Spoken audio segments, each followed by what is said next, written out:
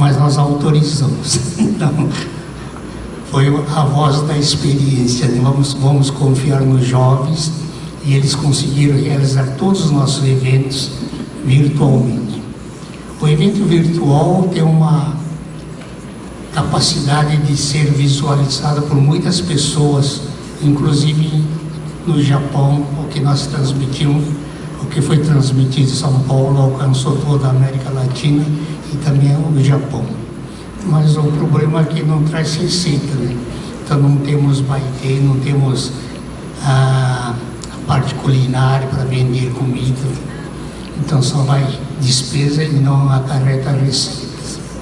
Mas foi muito importante para que o Bunkyo pudesse se manter durante a pandemia, quando fomos obrigados a ficarmos fechados, fazer essas movimentações.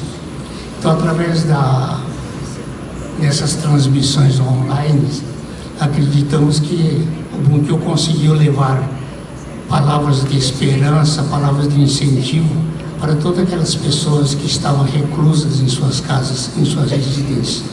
Nós não podíamos sair de casa, então, através da imagem, através do som, nós conseguimos levar essas mensagens. Então, algumas entidades aqui hoje estavam ouvindo, algumas entidades disseram das suas dificuldades em não ter contar com um grupo grande de jovens. Mas eu acho que aqui na Alta Paulista, acho que a distância entre uma cidade e a outra não é tão grande assim. Então, o que eu sugeriria que seria que as entidades se associassem para a realização de alguns eventos, que se agrupassem e movimentassem toda uma região. Eu vou citar um exemplo, lá no Rio Grande do Sul. No Rio Grande do Sul, a comunidade nipo-brasileira é muito pequena, mas existe uma cidade chamada Ijuí, né, Celso? A cidade diz que contava com 4 ou 5 famílias de japoneses Nikkeis. Em outras cidades vizinhas tinham uma família, outras 2 famílias.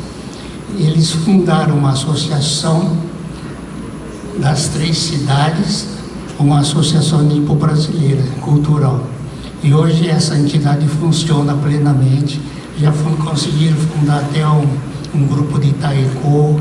Eles divulgam bastante a gastronomia japonesa. Então, a sugestão aqui para as pessoas que houve alguma manifestação de certo desânimo, que acreditam que a entidade não duraria por mais de 10 anos.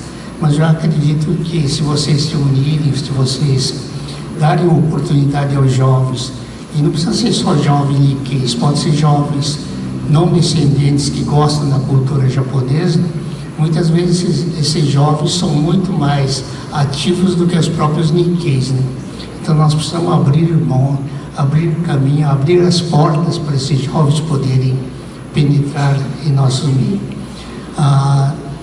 No mês de outubro do ano passado houve uma convenção de nikkeis, de japoneses descendentes residentes no exterior, e lá foi reconhecido agora como a definição de Nikkei. Também todos os não descendentes, eles chamaram até de Kichigai pela cultura japonesa, né? E eu conheço alguns que são bem mais japoneses do que eu mesmo. Eles falam bem japonês, têm instinto, gostam da cultura. E também aqui eu ouvi falar sobre a importância do Nihongaku. Eu acho que o Nihongaku é realmente muito importante. Eu nasci numa cidade que é igual ao Bastos, Açaí, no Paraná. Açaí, trabalhei 36 anos no Banco América do Sul, mais 4 anos numa empresa japonesa, e falo muito mal japonês. E eu sinto essa falta hoje, porque eu sou membro da Comissão de Administração do Museu Histórico da Imigração Japonesa, e lá recebemos todas as visitas que vêm do Japão, as autoridades governamentais. É uma passagem obrigatória pelo museu para eles conhecerem a história da imigração japonesa. eu fico travado, não consigo falar, apenas me apresento e falo Yoroshiku Onegai Shimasu, e depois eu fico calado, né? Poderia conversar mais com essas autoridades que vêm do Japão. Mas eu gostaria de realçar a figura do Dr. Kenichi Mizuno. Quando eu conheci o Mizuno-san, eu confesso de Mizuno-san, eu falei, esse japonês aqui não vai ajudar em nada, não.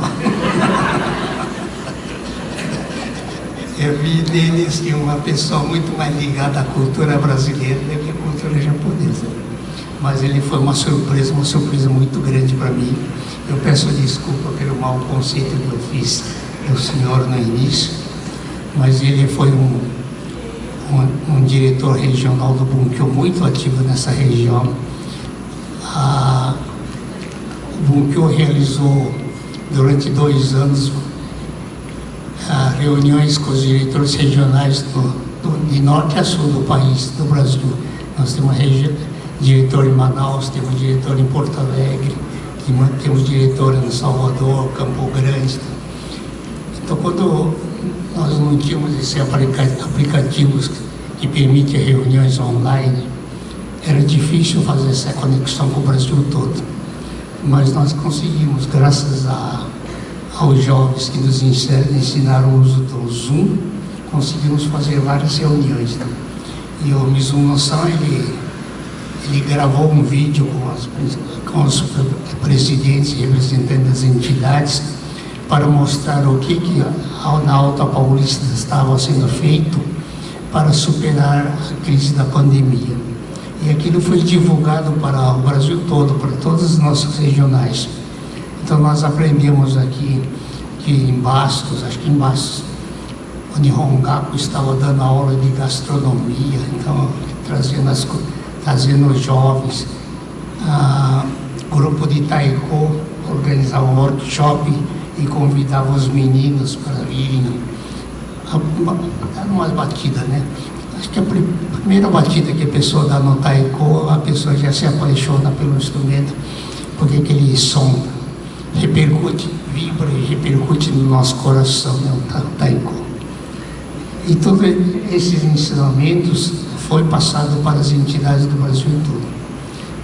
Muitas entidades que estavam prestes a fechar, eu posso até citar um. Eu não me conformava em saber que a entidade de Bauru estava prestes a encerrar suas portas por falta de dirigentes que se habilitassem a ser presidente do Kaikan de Bauru. Mas graças a Deus, hoje uma pessoa assumiu e reativou o Kaikan. Então minha palavra é de estímulo para que todos continuem lutando pela preservação da cultura japonesa e principalmente pela divulgação dessa cultura e dos valores que são praticados pelos japoneses. Nós temos aqui um não descendente de japonês, mas talvez eu possa falar um pouco duro e possa ferir a sua sensibilidade. Mas eu acho que a cultura japonesa e os valores japoneses estão hoje muito importantes para ser divulgados para a sociedade brasileira. E eu não me conformo com o grau de violência que nós temos aqui no Brasil, com o grau de corrupção que nós temos aqui no Brasil, com tudo de errado que nós temos aqui no Brasil. E nós vimos agora no final do ano e no início do ano 3 exemplos do japonês que me sensibilizou bastante. Primeiro foi a morte da cantora Yashiro Aki, e a notícia foi só divulgada depois de uma semana, alguns dias a mais.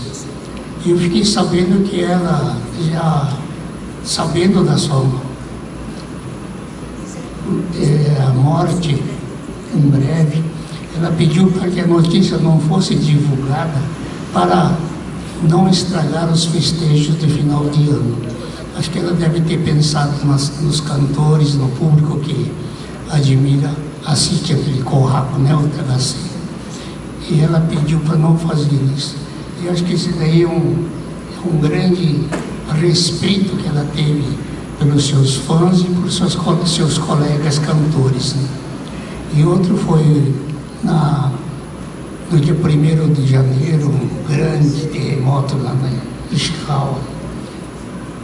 Não sei como o povo japonês aguenta tantos desastres naturais, né? Então, foi um exemplo de resiliência e de solidariedade. Eu não vejo, assim, pelo menos aparentemente na televisão, não vi pessoas se lamentando, mas só pelo contrário, as pessoas falando que vão se reerguer, vão continuar a vida. E o outro também foi aquele acidente de avião, um exemplo de disciplina. 300 e poucas pessoas foram tiradas do avião em 1 minuto e meio. Isso daí somente um povo disciplinado consegue fazer isso. E isso nós precisamos também aprender aqui no Brasil. Aqui no Brasil, se fosse eu, acho que eu queria ser o primeiro a sair. Teria alguns querendo pegar sua bagagem de mão para sair, né? Para não perder algum documento, alguma coisa assim. Mas então eu acho que os japoneses dão muitos bons exemplos. Eu tenho orgulho de ser descendente de japonês e também muito orgulho de ser brasileiro. Só não me conformo com o estágio atual que nós estamos. Nós não podemos sair de casa à noite, mesmo estando em casa. Recentemente, um amigo meu, às 3 horas da manhã, entraram 3 ladrões na residência dele. Estava um casal de idosos, os dois com mais de 80 anos, sendo assaltados, roubados, né? Então eu não me conformo com essa situação. Eu gostaria sinceramente que todos aqui continuassem lutando pela cultura japonesa, pela preservação desses valores que os japoneses cultuam com muita dignidade. Então, senhor, desculpe se eu eventualmente possa ter ferido essa sensibilidade. Então, mas eu gostaria de, não sei se a Mizuno-san divulgou para vocês, no dia 30 ele vai ser homenageado na residência do cônsul oficial do Japão em São Paulo, com o diploma de honra ao mérito, otorgado pelo ministro dos Negócios Estrangeiros do Japão. E essa homenagem realmente deve ter sido feita em razão do trabalho que desenvolve na comunidade Nikkei em Marília, aqui na Alta Paulista e também no Bunkyo. Parabéns, Mizuno-san, uma salva de palmas para você. Muito obrigado.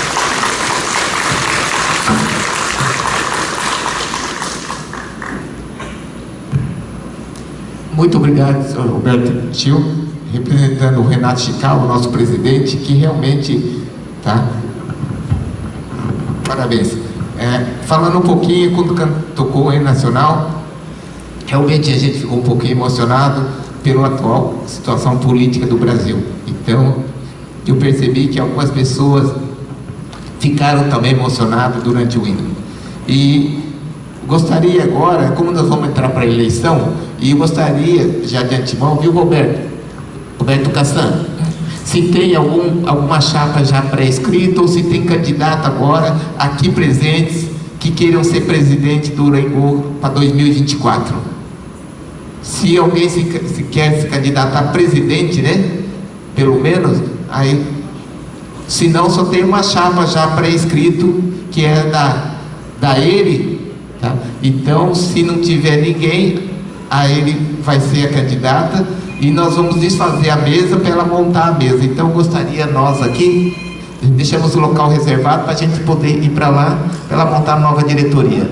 Tá bem? Muito obrigado a todos.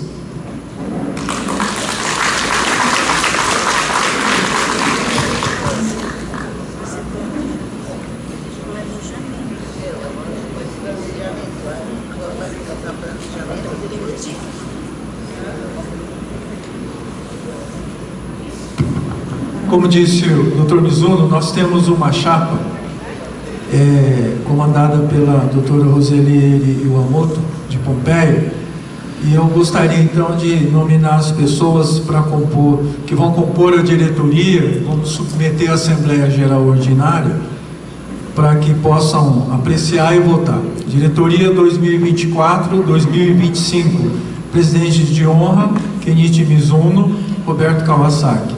Presidente Roseli Eri Iwamoto, de Pompeia. Primeiro vice-presidente Cláudio Yoshida, de Bastos.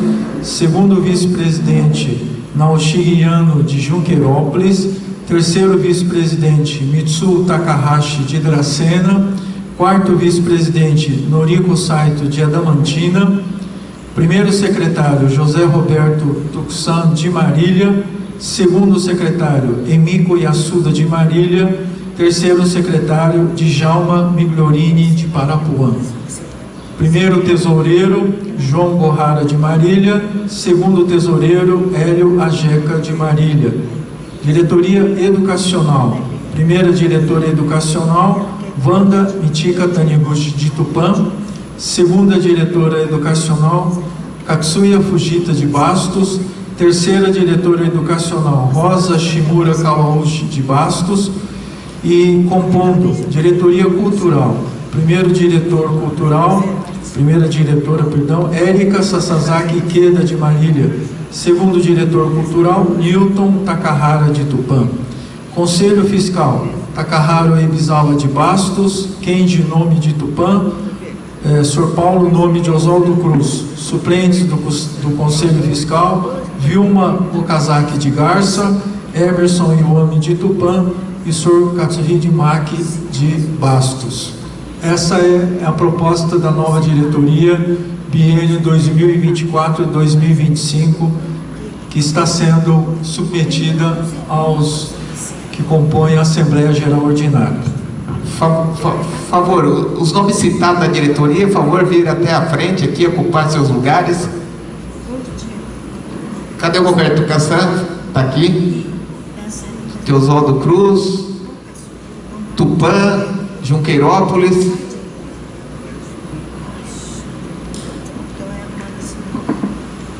O Emerson,